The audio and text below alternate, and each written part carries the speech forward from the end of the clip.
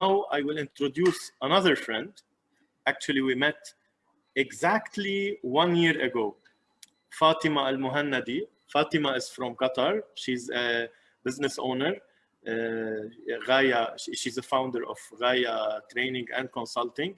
And I had the honor to be one of the trainers working and collaborating with her last year in Qatar. And then we continued through the 2020 year delivering virtual or online trainings. I'm happy to introduce Fatima because Fatima actually, let me say it now before she turns her camera on. When I met with Fatima and I collaborated for the first time, I told her, look, last year in 2019, I said it's been 11 years or 12 years I'm working with training companies, and I can affirm that you are one of the most professional training companies and team that I've worked with. I love the way they treat people. I love the way they are organized, they follow up, and they also treat their clients. So my honor to introduce to you Fatima. Fatima, you're with us? Hello, Andre. How are you doing? Bomba. Great. Thank you, Fatima, for joining. And for whomever, if they don't know you, kindly introduce yourself. I'll give you the full screen and start with your session. Sure. I'll share with you a presentation and I'm going to take the participants through it. Thanks first for the introduction, and I really appreciate your feedback always about your experience with Gaia Management Training. So thank you everyone for being with us today. So my today topic, I'm going to talk about mentoring and coaching your team, since it is actually the essence of our business also and the essence of our experience. So to give you a little bit introduction further than what Andre already said, he already mentioned that I'm the co-founder and director of Gaia Management Training and also Gaia Consultancy.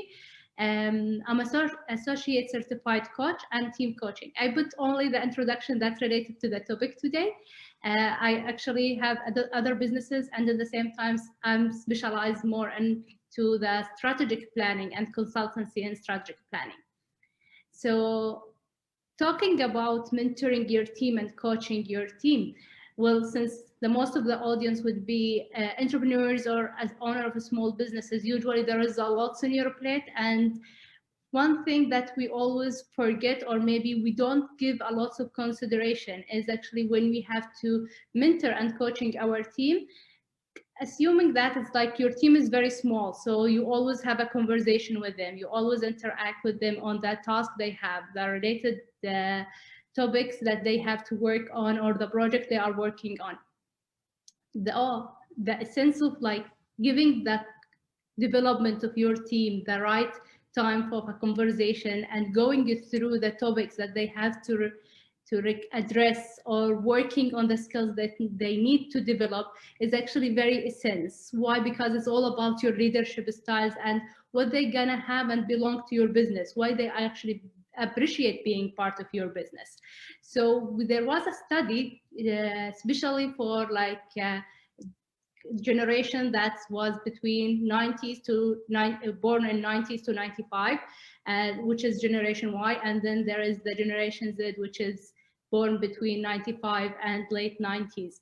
And they found that although that those people and the young generations really involved with technology every day, but they like really appreciate the face-to-face conversation, they really adapt to technology, but they appreciate that conversation. So giving the time and determine the time that you need to have with your team is a very essential and very important. Well, the research found that this research was done into like 1,000 people on generation Y and another 1,000 people on generation Z.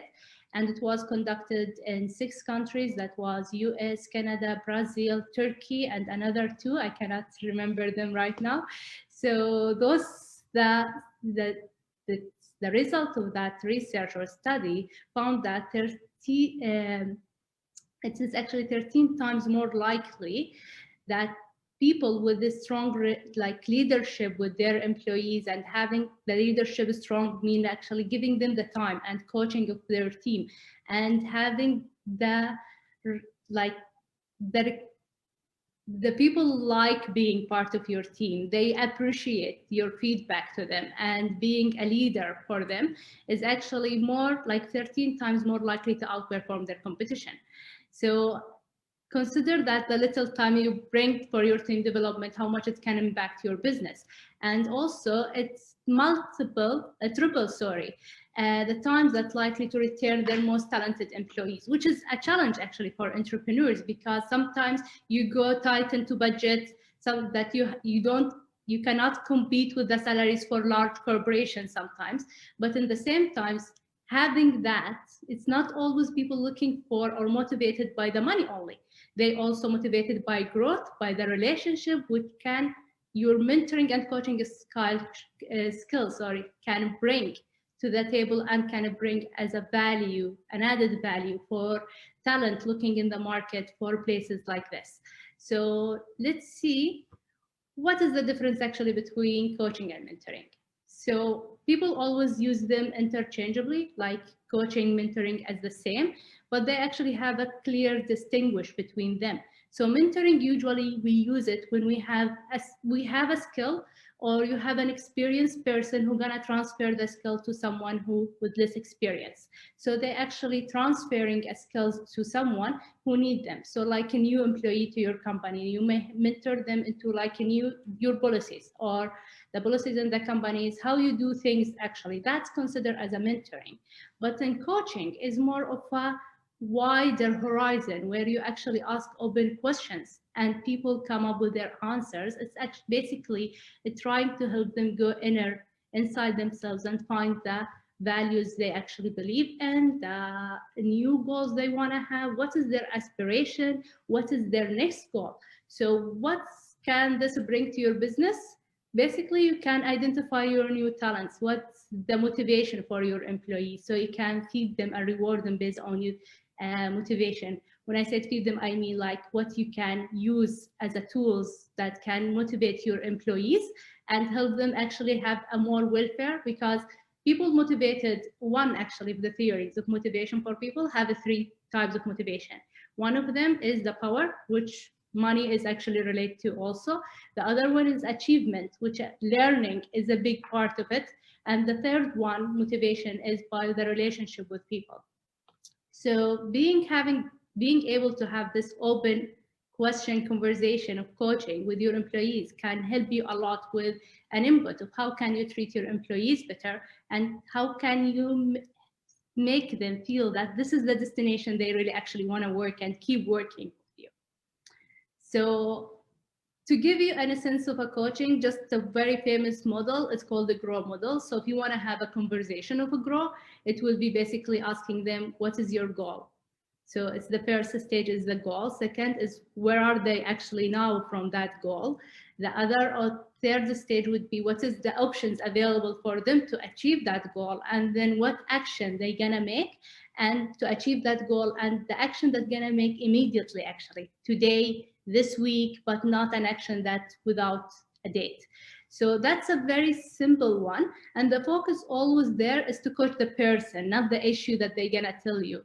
It's not like I wanna advance my sales skills, for example, as a goal. So the reality would be, where are you standing now? Well, have 1, 2, 3 of skills. I wanna achieve more sales closing in the next 3 months, for example. So what's the options you have? Reaching out to the people I know, etc. And that's open more horizon. I will advise everyone to go and search on Google about the GROW models and sample questions. Try to have a little conversation today with the GROW with anyone around you, whether it's a family, your employee, or your colleague, your friends even, and check what's gonna be the impact on this conversation on them actually. So that's a quick one. Which will work best for you as SMEs, whether it's a coaching or mentoring? That totally depends on your staff level and what actually you are looking to achieve in the end. So as new joiners, or if you are establishing your company and you wanna people to really interviewing people, you can use actually coaching questions and interviewing people, which is a little bit of open-ended questions that help you to get more of what are actually their beliefs, what is their values, how they're gonna help you to grow your business, what the contribution they're gonna put into that business. While actually, like you already starting, you have some experience, you want to transfer them to your employees, then you will use more of a mentoring style. Impact on you as a leader, it will be basically, as I mentioned earlier, you want to be the person who people actually gonna recommend and invite others to work with and be with, not a person who would be like, you are their boss, but once they find another opportunity, they will fly quickly. You want them to stick with the company and be actually there. So the more you treat them well, the more you know what actually their motives is, the more they're gonna actually be more loyal to the company, because you adapt to their style and their personality too. You adapt to their growth way. So a little tips or a tool that we're gonna share with you actually is an employee skills matrix. And the employee skills matrix template is basically that you list all the capabilities for your employee that you want them to know, and they have to reach a certain level with. So you list the capabilities, the name of each employee, and then you will have also what is their proficiency level. Is it they have no capability at all, or they advance in that level? And the next one is what is their interest to learn more about. So this will require kind of a small coaching conversation to know, are they interested in the different capabilities you need your people to know in the company or not? And you will have a 1 or 0 for interested or not. The good thing, this will give you kind of an overview about what is the skills that you have in the company, and it will help you also to delegate sometimes the mentoring for another team player in your company. They can mentor another employee. So if someone have a proficiency in 3 advanced level, they can mentor someone who just joined or shifting in their career within the organization, and they have a 0 level of capability or basic level of capability. So that will help you as a leader also to delegate, not only to make sure to help those employees to advance their skills. So once you have this, the overall view, you also have a lot on your plate. So keeping a reminder of what you did as a follow-up and as a mentoring session or coaching session is also good to keep it aligned, to not forget, because sometimes we focus on one employee because they need us, but in the same time, the people who actually with high growth, who's advancing their skills, they also need the attention of a coaching conversation and making sure that they feel in the center also of attention, not only they are on the side because they are good in what they're doing. So having this action and follow up will make sure that how many hours you give per employee, and also when was your last interaction about their development, personal development in your company. For this, I will conclude, Andre, and we'll share with you this Excel sheets. Yes. Thank you, Fatima. Sorry? I hope I stick with the time. Yeah, actually, you took less than the time. Okay. So it's very good. Thank you, Fatima. Fatima, based on your experience, and I know you work with big corporates and banks and business owners and so on. What do you suggest in terms of mentoring and coaching, of course, in the virtual world now? Like everything is happening online. So what would be your tip number 1 or 3 important tips for every leader or manager in a company? First, schedule it. Make sure you have every employee have a schedule with you as a coaching session, or at least an interaction about their development, no matter what you call it, to understand from them. So a schedule. Having at least like 15 minutes from time to time to talk with your employees about their personal development. So scheduling them using Zoom, and make sure when you use Zoom, many people don't turn camera sometimes, and that's losing the body language, the interaction. You can hear it in the voice, and sometimes we actually practice doing coaching without the video, because we want to hear what is behind the words of the person we are coaching. But in the same time, the body language is like, you can see it in their eyes, whether they're actually happy, they are motivated, they're really excited about what are you telling them, or it's the opposite. So they can, like, I'll say that they can change the way they speak, take a moment and change their voice, even if they're not happy. But your eye contact will not be really, it doesn't send false messages, let's say. It's always giving you the right and honest feedback. So the more you interact with people with videos, it would be helpful. The last thing I would say, and it's in a sense of coaching, that listen more than talking. If you hear them, yes, hear them not only by your ears, but also by whatever is behind the words. Like, try to understand, like if they have a filling word or a filling sound, like you can ask them about it. I can hear in that there is something behind this. Can you tell me more about it? And that will help them to open up more and speak more about what is the issues actually they're concerned about. So first, schedule it. Make sure to have an interaction with every employee's video interaction. And the last one, basically listen what is behind the words.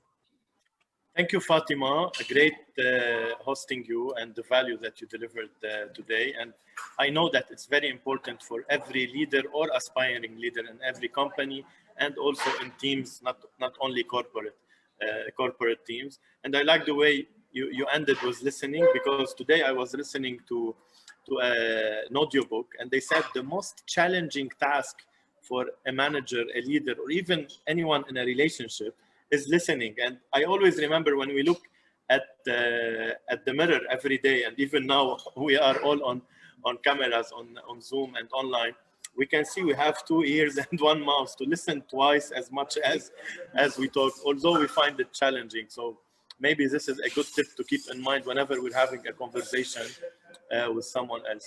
Thank you, Fatima. You are welcome. Thank Have you. a great day. You too. Bye. Bye.